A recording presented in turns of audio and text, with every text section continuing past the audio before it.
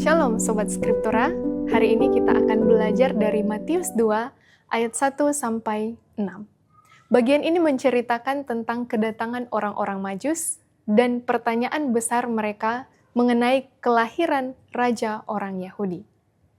Kita akan melihat 3 kata kunci dalam bahasa Yunani melalui nats ini. Kata kunci yang pertama ialah magoi. Pada ayat pertama, Matius menyebut tokoh pertama yang datang untuk mencari bayi itu adalah magoi.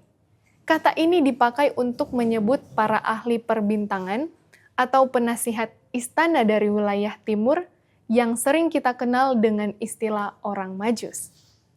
Yang menarik dalam teks Matius, magoi bukan tokoh yang akrab dengan kitab suci Yahudi, sebab mereka berasal dari daerah yang jauh dan punya latar belakang agama yang berbeda.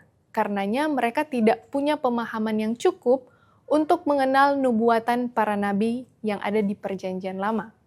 Matius memakai kata ini untuk menunjukkan bahwa pewartaan tentang Tuhan Yesus melampaui batas latar belakang agama.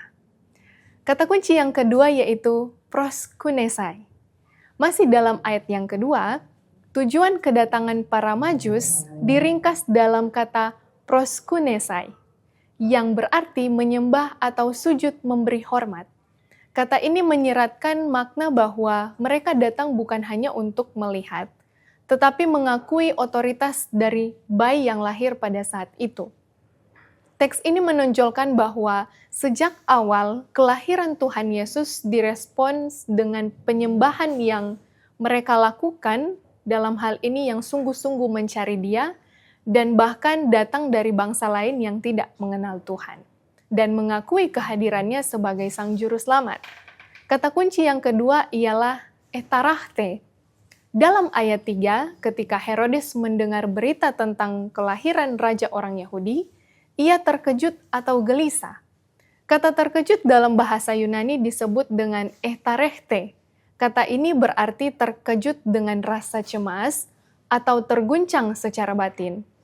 Ini bukan terkejut biasa, namun menggambarkan Herodes sedang cemas pada saat itu, sebab dia merasa bahwa posisinya ini sedang terancam. Menariknya, teks tidak hanya menyebut bahwa Herodes yang gelisah, tetapi juga seluruh Yerusalem. Jadi ada kontras antara para Majus yang mencari Tuhan untuk menyembah, dan Herodes yang gelisah karena takut kehilangan kekuasaan.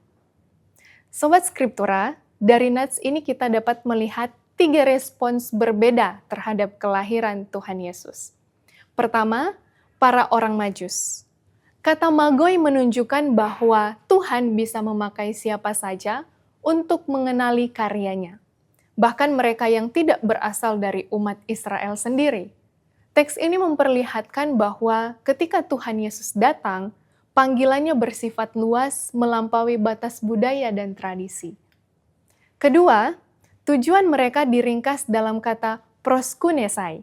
Mereka datang untuk menyembah, bukan untuk meneliti atau menguji. Teks ini menekankan bahwa penyembahan adalah respons awal terhadap kehadiran Tuhan Yesus. Mereka mencari dengan rendah hati dan membuka diri kepada karya Tuhan yang sedang dinyatakan. Ketiga, Herodes merasa etarehte, yakni gelisah atau terguncang. Ini memperlihatkan bahwa kelahiran Tuhan Yesus juga menyingkapkan isi hati manusia. Ada yang terbuka dan datang untuk menyembah, namun ada yang gelisah karena merasa posisinya terancam. Respon Herodes memperlihatkan bahwa kehadiran Tuhan Yesus menguji motivasi hidup manusia. Mengacu pada nats ini, kita melihat kontras yang tegas. Mereka yang jauh bisa mengenali pekerjaan Tuhan dan mencari Dia. Sedangkan mereka yang dekat secara geografis dan religius justru merasa terganggu. Semua ini menunjukkan bahwa kehadiran Tuhan Yesus tidak dinilai dari seberapa dekat seseorang dengan tempat ibadah atau tradisi keagamaan, tetapi dari kesiapan hati untuk menyembah, mencari dengan tulus, dan datang dengan kerendahan hati.